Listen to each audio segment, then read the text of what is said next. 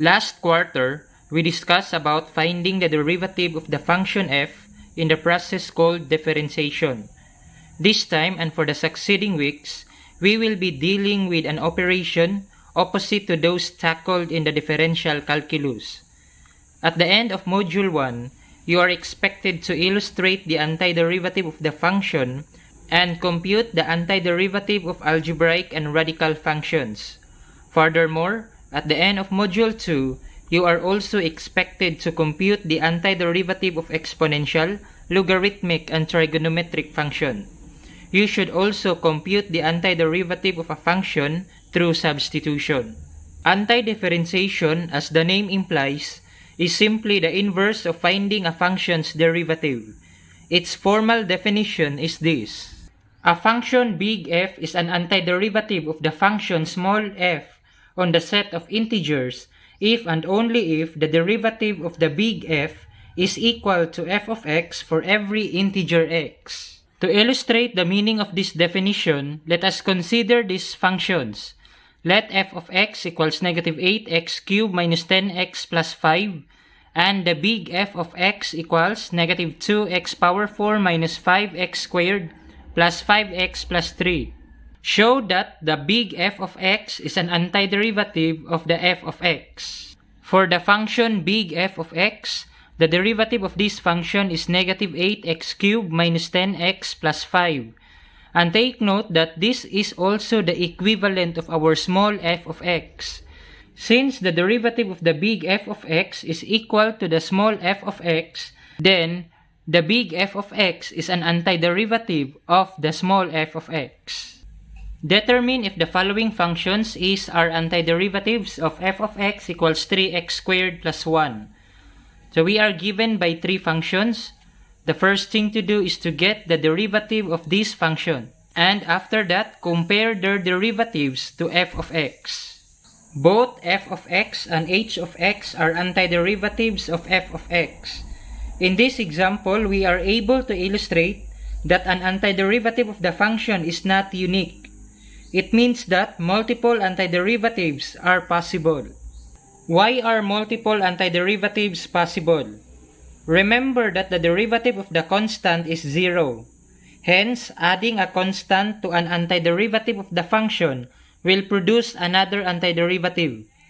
This observation is formally stated in the next theorem.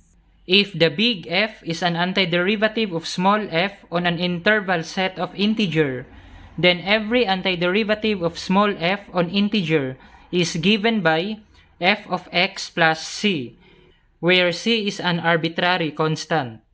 Take note that antidifferentiation is the process of finding all antiderivatives of the function. Thus, when performing antidifferentiation, do not forget to affix the conventional plus c. A special notation for antidifferentiation is denoted by this symbol. The long S character symbol is called the integral sign. It denotes the operation of antidifferentiation. The function f of x is called the integrand.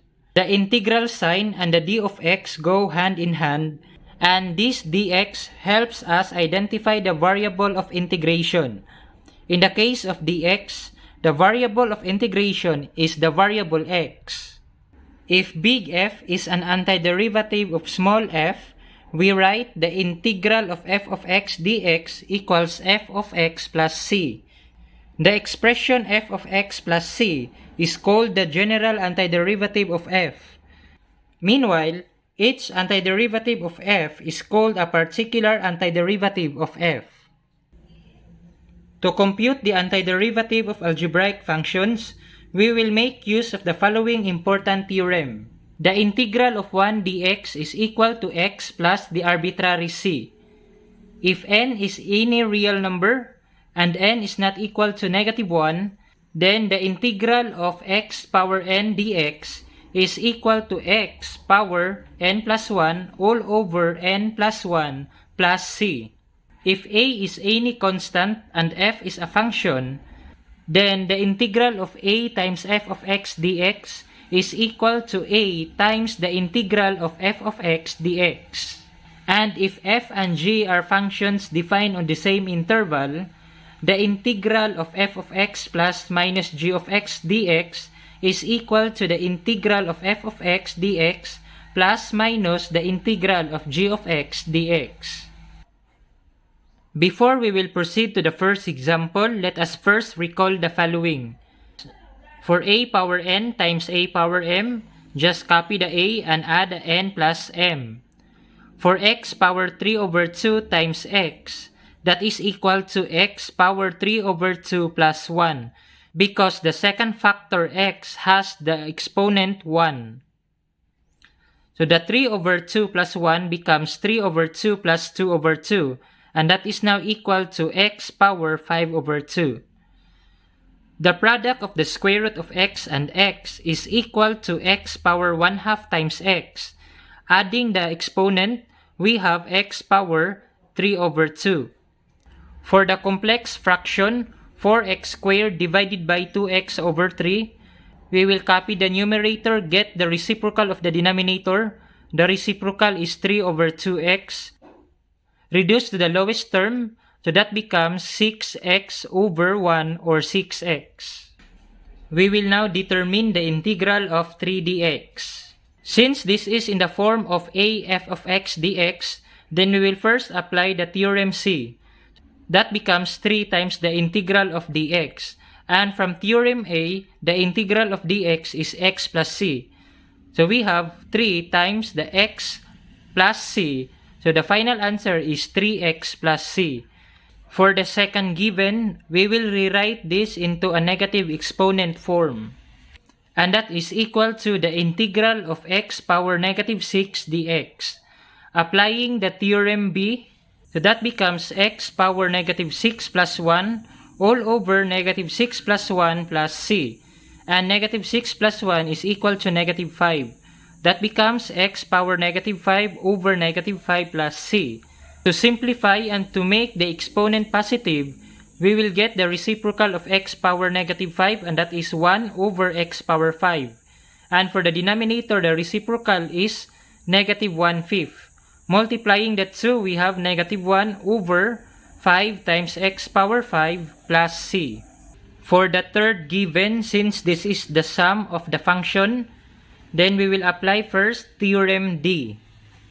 By applying theorem D, that becomes the integral of 12x squared dx plus the integral of 2x dx. Applying theorem C, we will get the constant for the first addend, that is 12 times the integral of x squared dx, plus for the second addend, 2 times the integral x dx. To manipulate the integral of x squared and the integral of x, we will apply theorem B. 12 times x power 2 plus 1 over 2 plus 1 plus 2 times the quantity x power 1 plus 1 all over 1 plus 1 plus c. Simplifying, that becomes 12 times x cubed over 3 plus 2 times x squared over 2 plus c. We can cancel the common of 12 and 3. That is now equal to 4x cubed plus 2x squared over 2 is x squared plus c. The integral of this function is 4x cubed plus x squared plus c. How to check your answer? You can get the derivative of our integral. The derivative of our function 4x cubed plus x squared plus c is equal to 12x squared plus 2x plus 0, since the derivative of the constant is 0. So we have that 12x squared plus 2x. And this 12x squared plus 2x is the integrand of our integral. Using the theorems on antidifferentiation, we are going to solve now for the integrals of algebraic functions in the presence of radicals. The integral of 4 square root of u du, this is equal to the integral of 4 times u power 1/2 du. Applying theorem C, that becomes 4 times the integral of u power 1/2 du. Applying theorem B, the exponent of u becomes 3 over 2. The denominator is 3 over 2 plus c.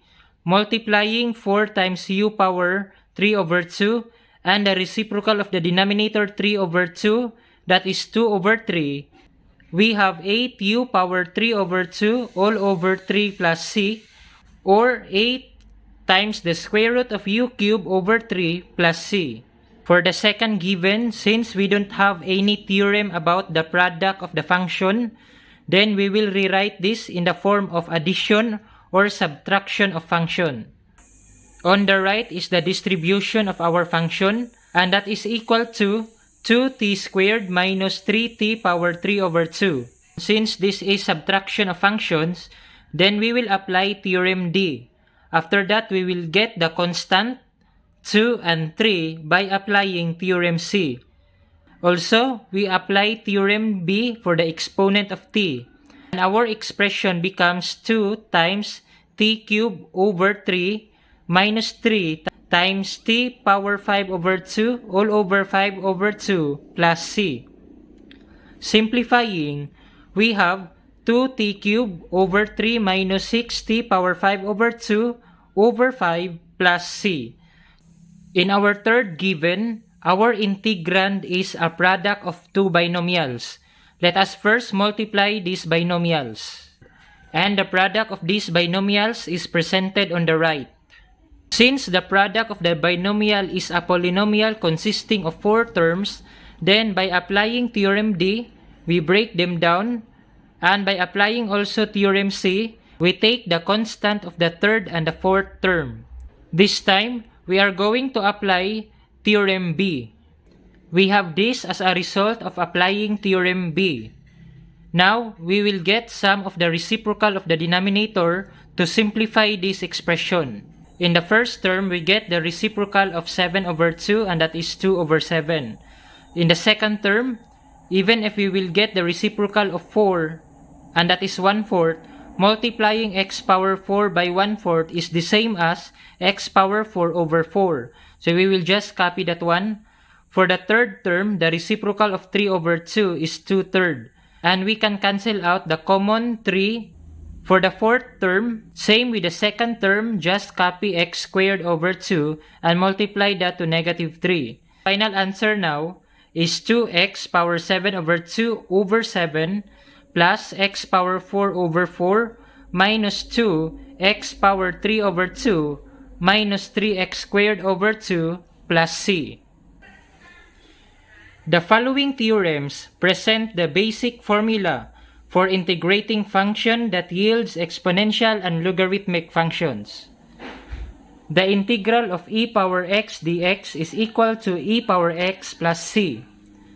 The integral of a power x dx is equal to a power x over ln a plus c, where a is greater than 0 but not equal to 1.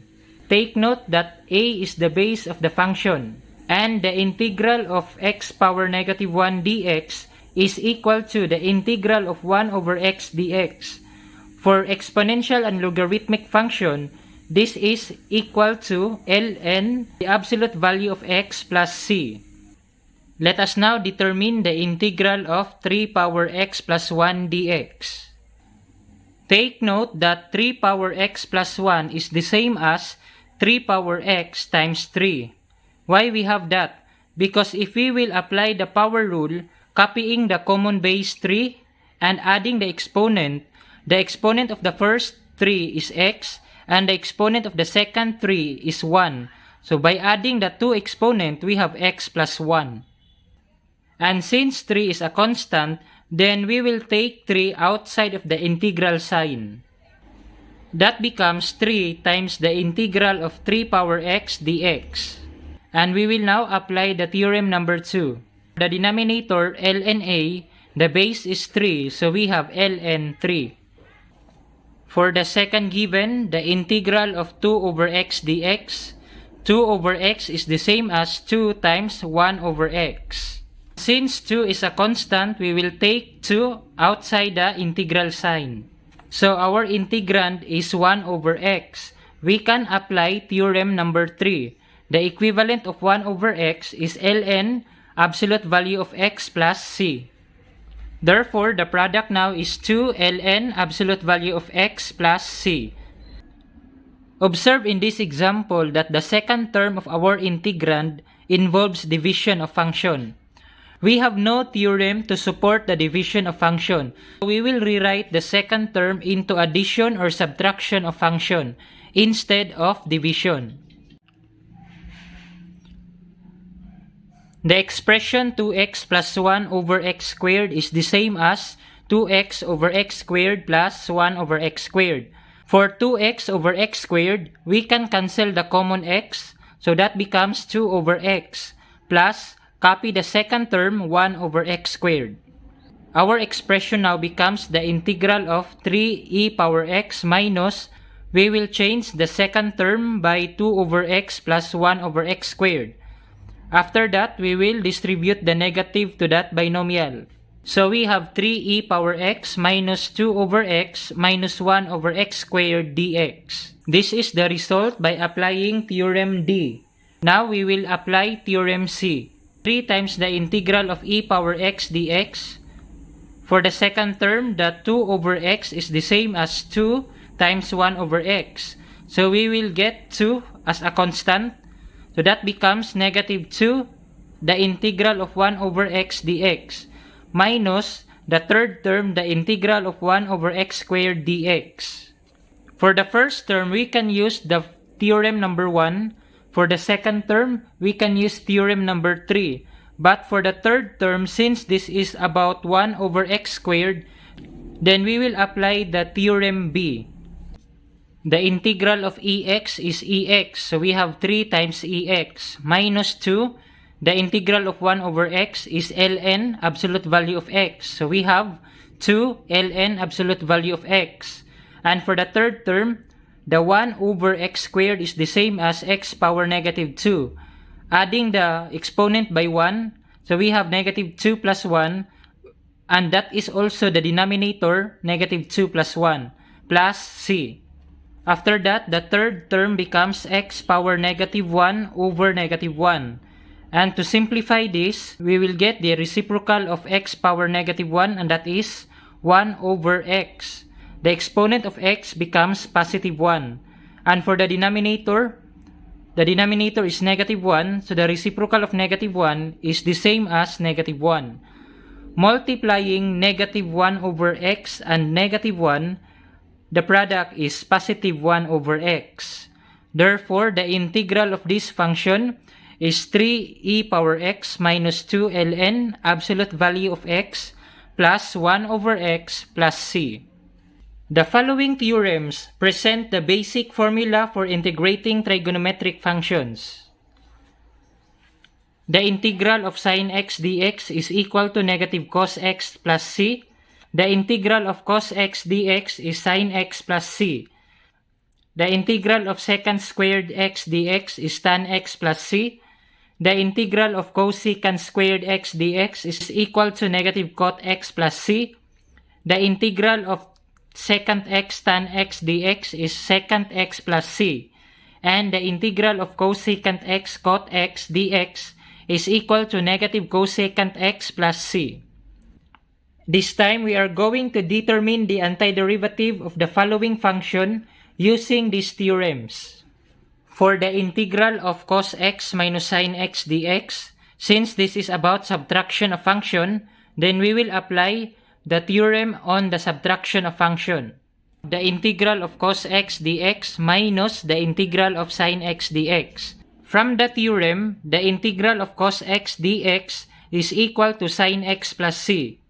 And the integral of sin x dx is equal to negative cos x plus c. That becomes sin x minus negative cos x plus c. Multiplying two negatives, the result is positive. With that, the final answer is sin x plus cos x plus c. For the second given, remember that in the Pythagorean identity, tan squared v is equal to the secant squared v minus 1. We will be using this equivalence to get the integral of tan squared v dv. Tan squared v is equal to the secant squared v minus 1. Applying the theorem on subtraction, so that becomes the integral of the secant squared v dv minus the integral of 1 dv.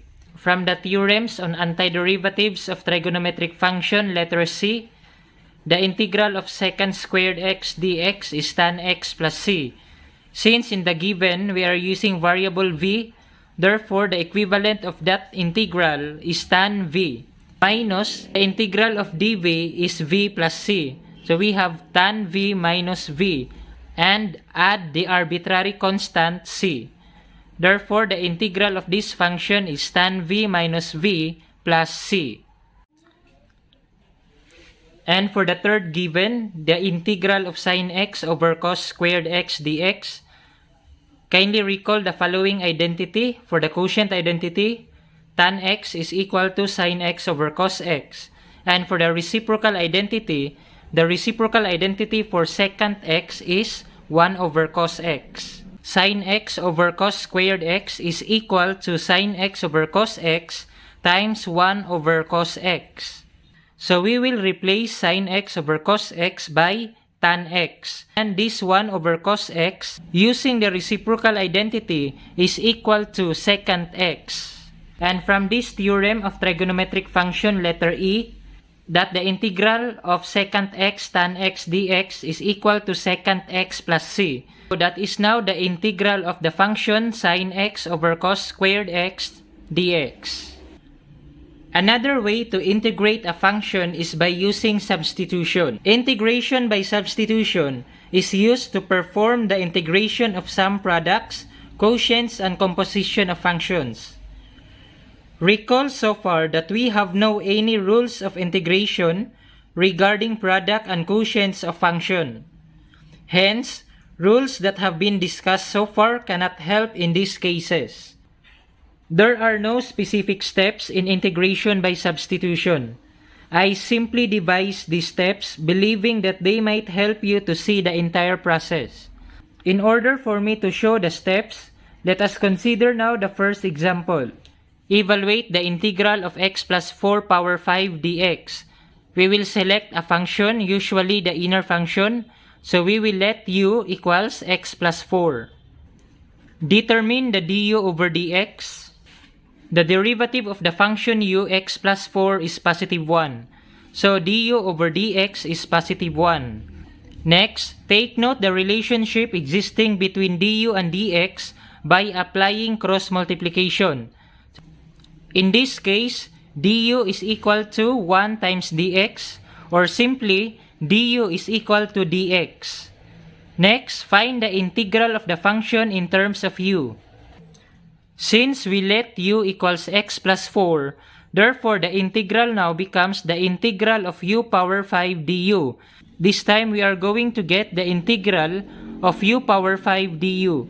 Of u power 6 over 6 plus c. Substitute u by the original function x plus 4. Therefore, our final answer is x plus 4 power 6 over 6 plus c. For this given, we will let u equals x power 5 plus 2. We will now compute the du over dx. The result is 5x power 4. Applying the cross multiplication, we have du equals 5x power 4 dx. In terms of dx, the equivalent here is du over 5x power 4. In this given, we have two relationships. For du, that is equal to 5x power 4 dx. And for dx, that is du over 5x power 4. Next, we will find the integral of the function in terms of u. Since we let u equals x power 5 plus 2, the integral becomes u power 9 times 5x power 4 dx. After that, we will change dx by du over 5x power 4. Since in the relationship, dx is du over 5x power 4, in our expression, we change the dx by du over 5x power 4. And from this, we can cancel 5x power 4. And that becomes the integral of u power 9 du. So we will now get the integral of u power 9 du. The result is u power 10 over 10 plus c. Next, we will substitute u by the original function x power 5 plus 2. Our final answer now is x power 5 plus 2 raised to the 10 power over 10 plus c. And for the last example, evaluate the integral of 3x squared minus 2 over x cubed minus 2x raised to the 5th power dx. We will let u equals x cubed minus 2x. We will now determine du over dx, and its value is 3x squared minus 2. Applying the cross multiplication, du equals 3x squared minus 2 dx. And in terms of dx equals du over 3x squared minus 2. Now, we will find the integral of the function in terms of u. The integral of 3x squared minus 2 over u power 5 dx. Change dx by du over 3x squared minus 2. In this expression, we can cancel 3x squared minus 2, both the numerator and the denominator. 1 over u power 5 du. And this is equal to the integral of u power negative 5 du. We will now determine the integral of u power negative 5 du. And that is equal to negative 1 over 4 u power 4 plus c. For the last step, substitute u by the original function. That becomes negative 1 over 4 times x cubed minus 2x raised to the 4th power plus c.